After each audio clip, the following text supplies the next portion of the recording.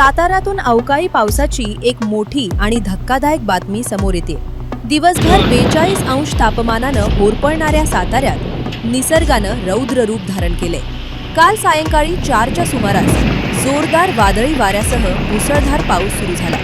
विजांच्या कडकडाटासह झालेल्या या पावसामुळे सातारा शहर जलमय झालं। रस्ते आणि बाजारपेठांमध्ये पाणी साचल्यानं नागरिकांची मोठी तारांबळ उडाली होती। अनेक ठिकाणी झाडं कोसळल्यानं वाहतूक पूर्णपणे विस्कळीत झाली होती।